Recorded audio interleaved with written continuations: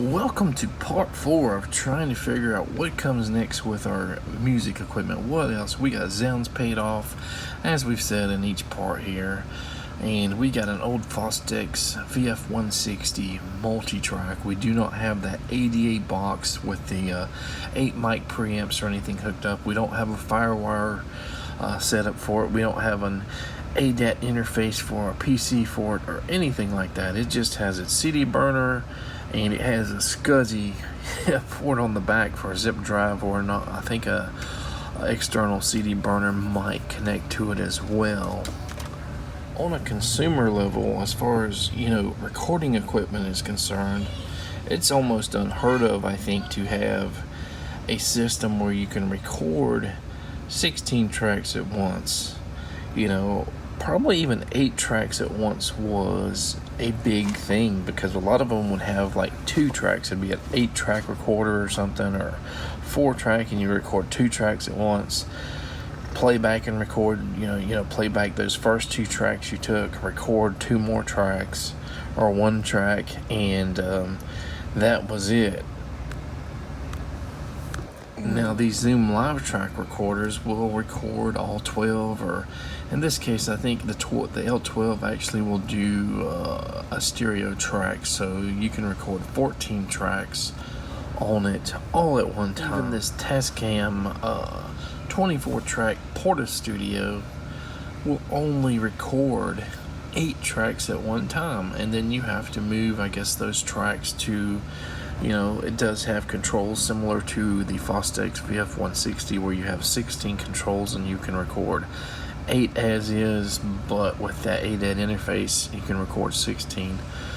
But yeah, so basically this is an 8-track recorder with a 24-track control system on it. So you move those tracks, you control them with the little volume faders and stuff, and then you can record another 8 tracks. This Porta Studio does at least have XLR connections on all 8 tracks, so that's kind of nice, versus the Fostex, which has VF160, which has 2. Technically, I think the Fostex will hold 24 tracks. You just have control of up to 16 of them. So the other 8, I don't know exactly how they are arranged. Do you pre-mix them, or is it just raw tracks? I have not delved into it enough, so it's kind of weird that one would have 24 tracks and you can only record 8 at a time, and another one, up to 16 at a time, and then you have 8 more tracks that you can set aside or something.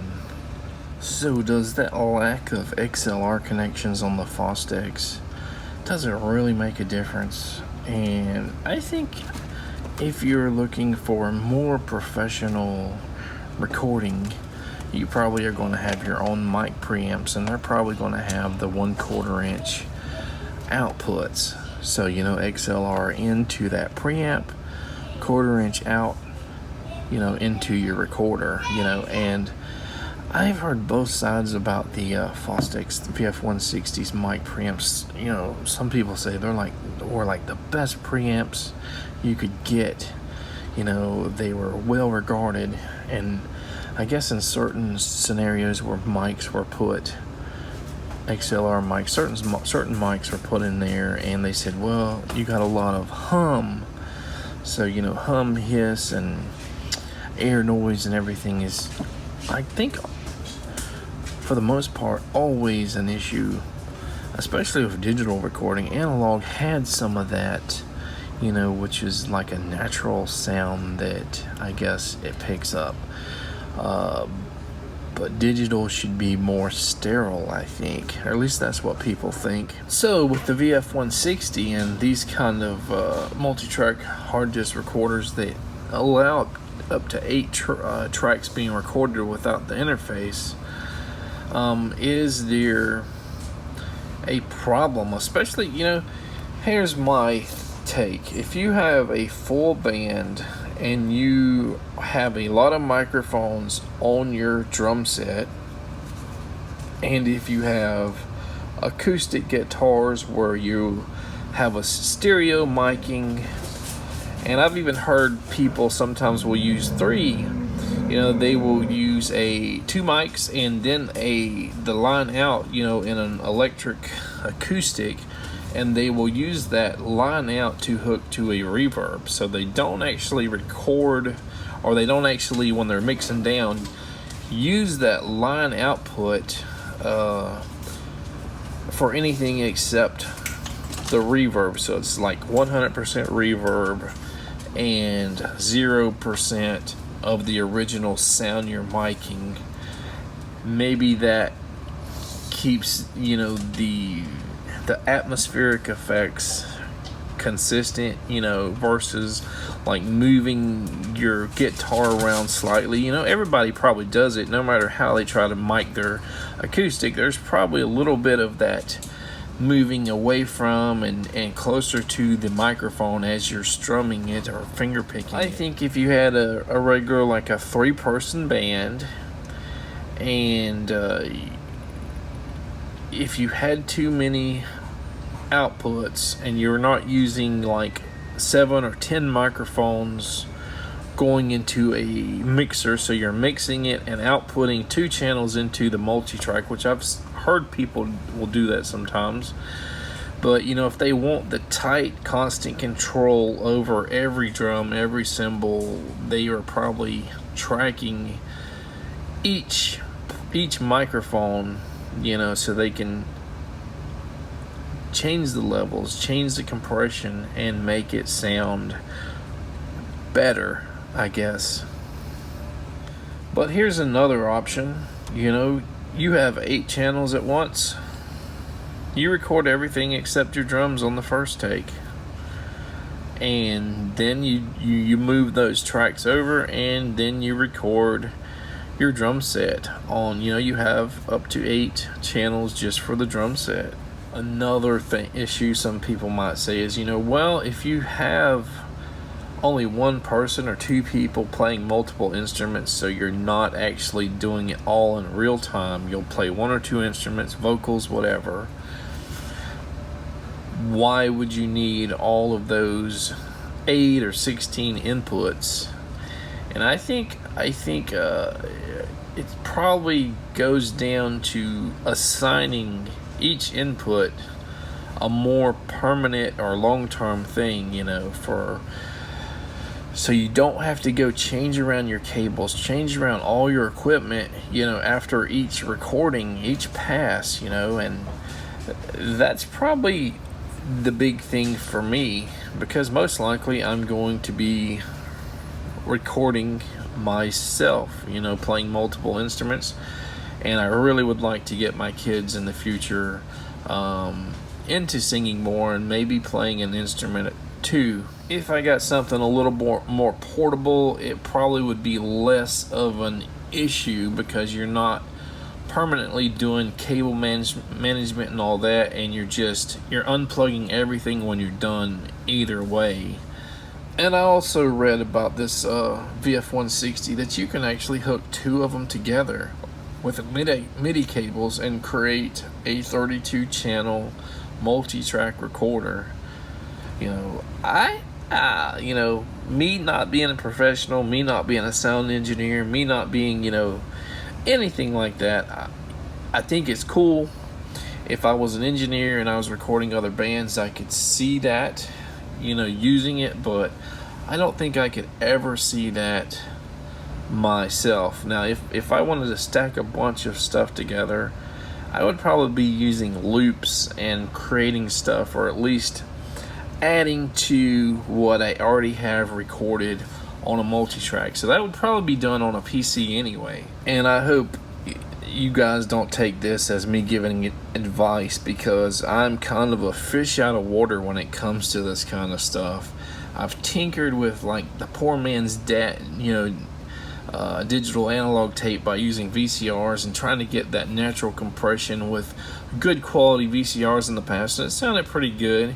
But we're hopefully stepping up to, you know, better technology. And this, of course, this is what, a 20-year-old unit or something like that or more. It's old technology, but it's way better than not knowing your volume levels, your input levels, and having just recording a bunch of hiss and hums and stuff like that on a stereo or a 4-track cassette tape, and not knowing what you're doing, and then going to learning a little bit more about levels, learning a little bit more about microphone preamps and all that stuff, and getting to higher quality recording equipment and microphones. And I've messed around with just directly putting a guitar plug into a PC and then using special, you know, whether it's Cakewalk or whatever effects, and making it sound pretty good. You know, you kind of don't start with the hums and the hisses that way, or at least not much.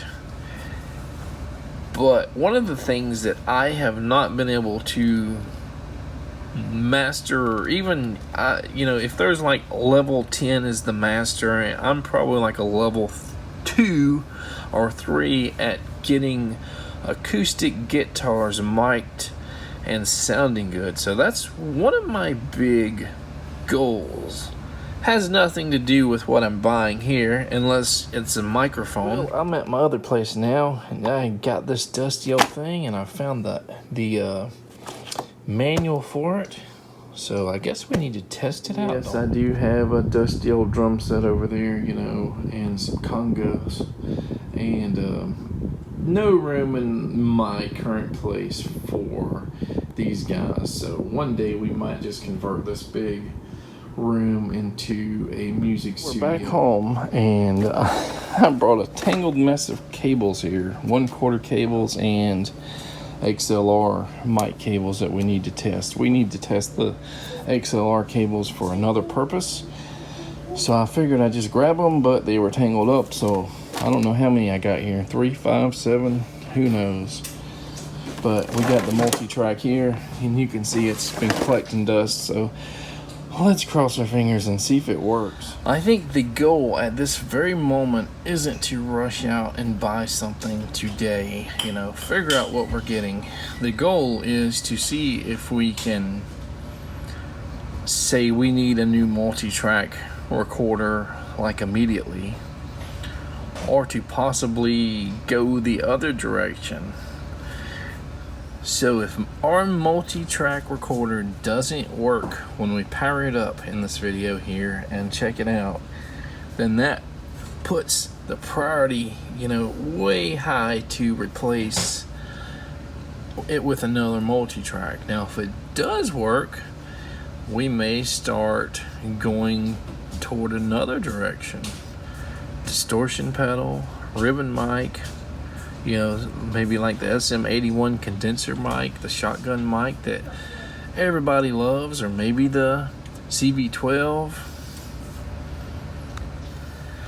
And you know, when I think about the SM87, yeah, you know, pairs, doing them in pairs seems to be the best thing, but that makes it go from a 450, 440 microphone to an almost $900 set of 2, you know, for miking drums, for miking, you know, in a stereo configuration, the acoustic guitar. And I do have, I think, 3 Shure SM57 microphones, and people use them for a variety of things, but it seems like the raw input that you get from these mics, and I've placed them everywhere just messing around trying to get a great sound out of them,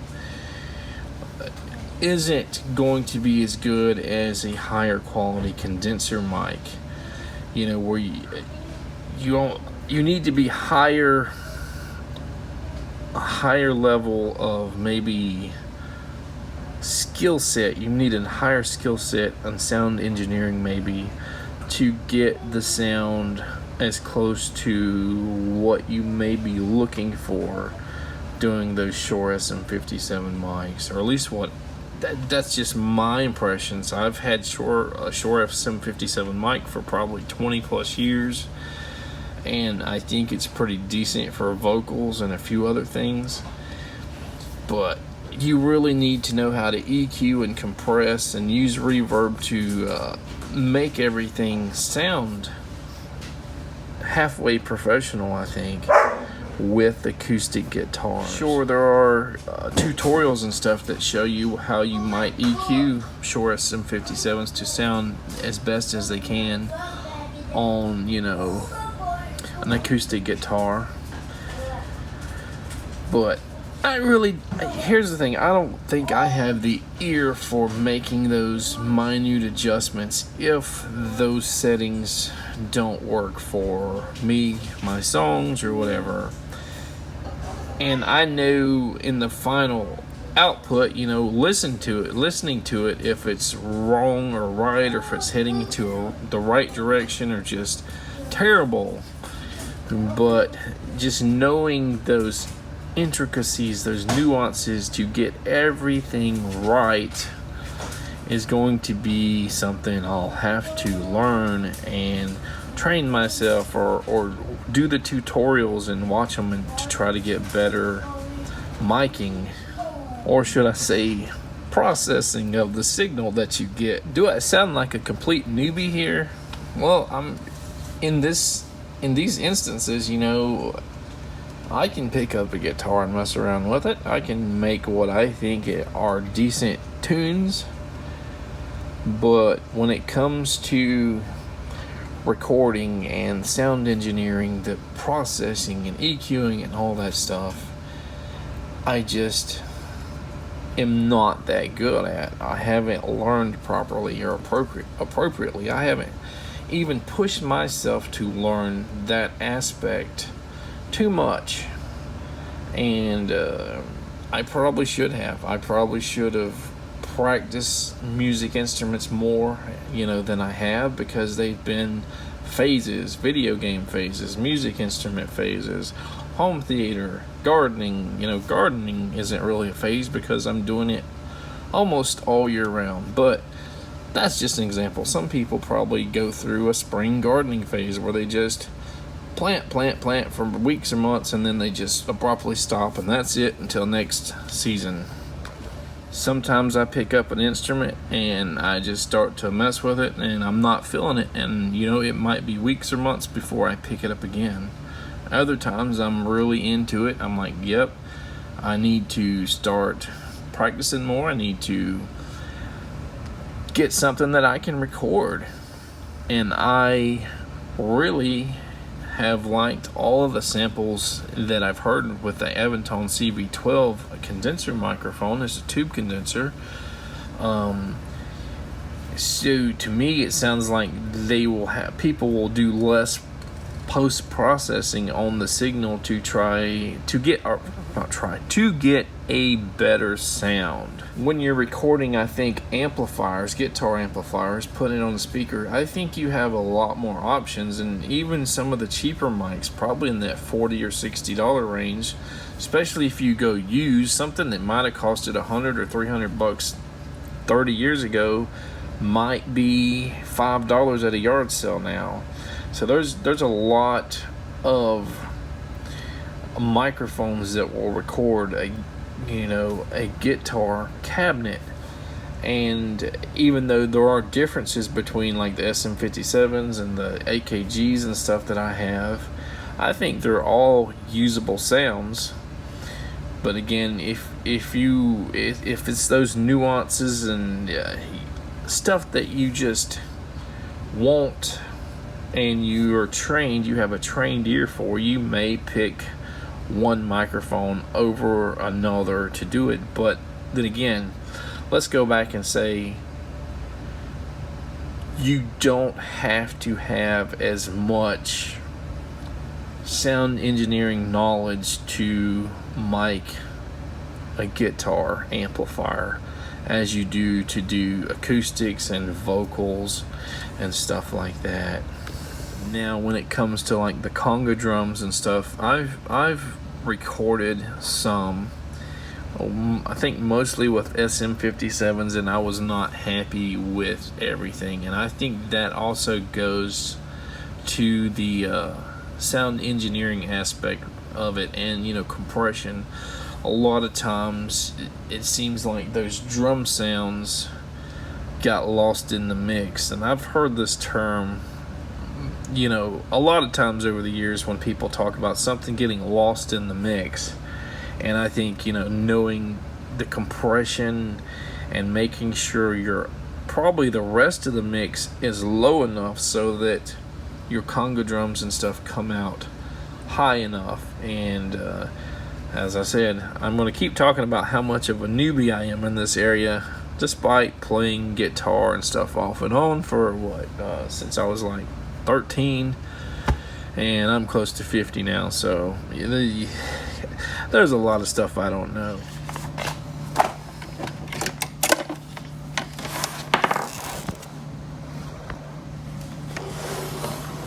Probably time to dust it off just a little bit. Shame on me, I guess, for letting it sit for so long just in storage. And I don't think I ever had a cover or a case for it, but I probably should have got some kind of cover on it that covered it up at least. I know a lot of people, especially if this guy works, they would probably take it apart inside out, clean every button, every knob, take every knob off, every slider, and just do a deep clean of this guy.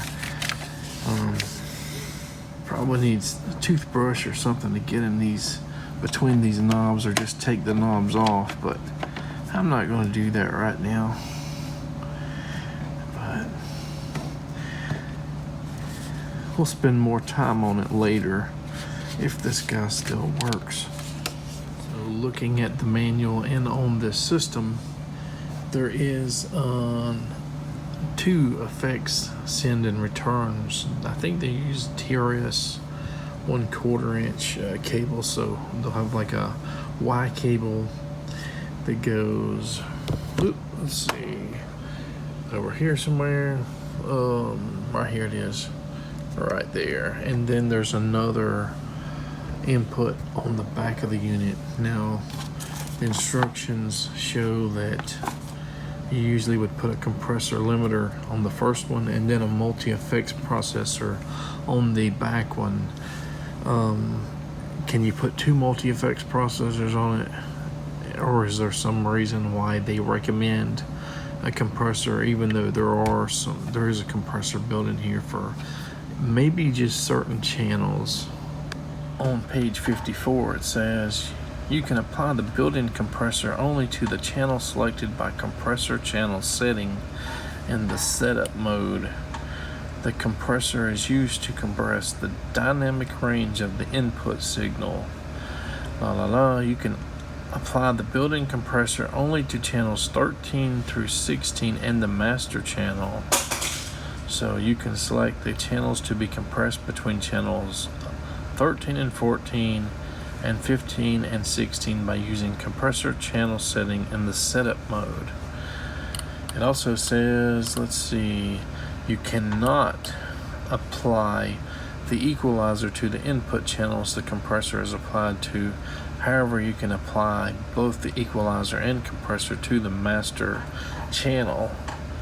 So it's possible that the internal compressor only has a limited use, and they're kind of saying put another compressor on it and for specific purposes. And then in terms of the built-in internal multi-effects, you have two different effects channels. I guess you can use EFF1 and EFF2 that you can assign, I guess, one effect to each one. So if you put your own multi-effects processor in the system, you'll have like 3 multi-effects. And if you can use what they're saying as a compressor channel as another one, I guess you can have 4. They have, let's see, delays, course, flange, what else do they have here? Reverb, and that's pretty much it. So yeah, reverb, delay, course, and flanger. So basically, I never put in anything in the effect send and return in this guy when I was tinkering with it before, but I did use, I think, some of the internal effects, reverbs and such. So I was definitely not getting anywhere near the full capabilities of this guy when I was messing with it. So let's plug it in. And let's turn it on. Let's see, where's the power? All right, it lit up, didn't it?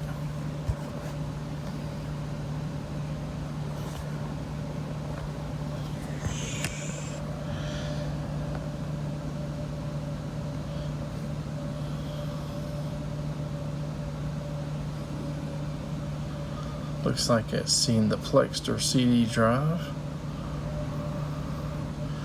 Initializing. Maxter, whatever, hard drive. Okay. So I got me a pair of these headphones, and I apologize for the bad angle here. I need a tripod that is way taller probably for this, but I'm kind of just tilting this guy and trying to at least get something. But we need to hook this headphone set in here, and we're using obviously a stereo cable, or connector I should say. So I had to go back and look at that boot sequence to see the ID on that hard drive, and it's not a 20 gig hard drive, but it's also not a 40, it's actually a 30. So it's probably something we would have to think about maybe upgrading if this works for us. All right, so let's play.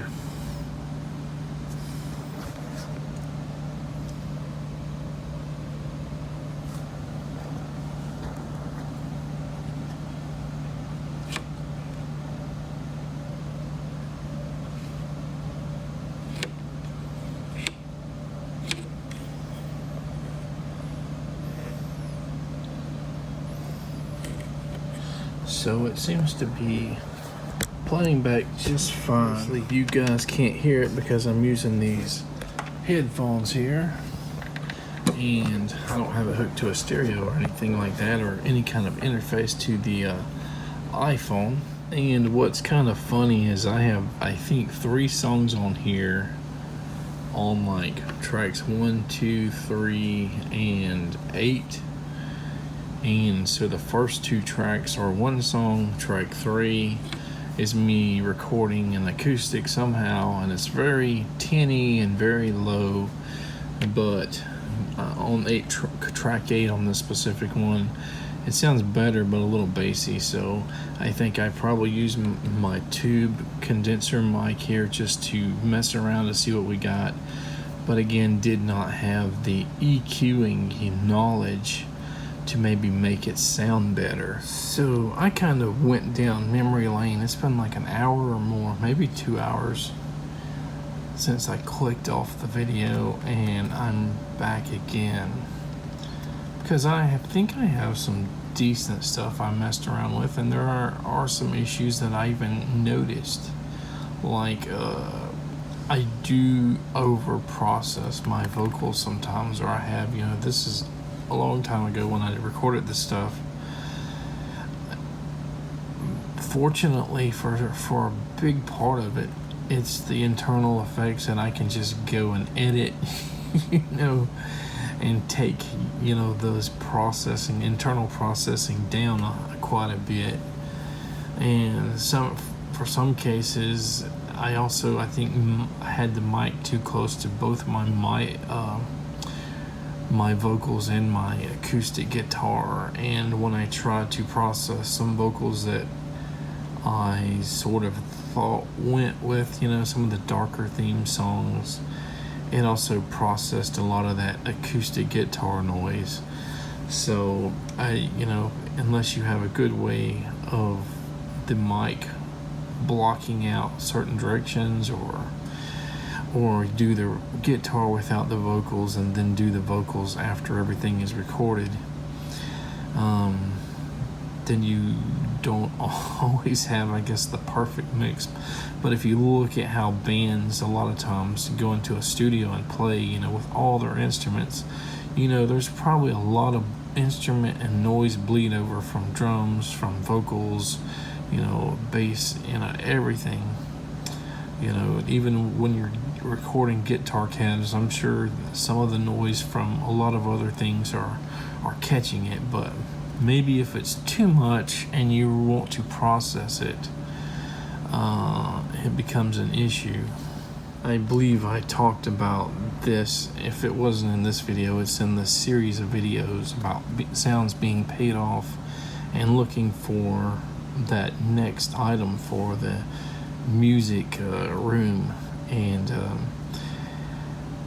the issue is once you mix down, it doesn't have the same quality, the same, seems like volume and everything of the same mix that it sounds like pre-mixed.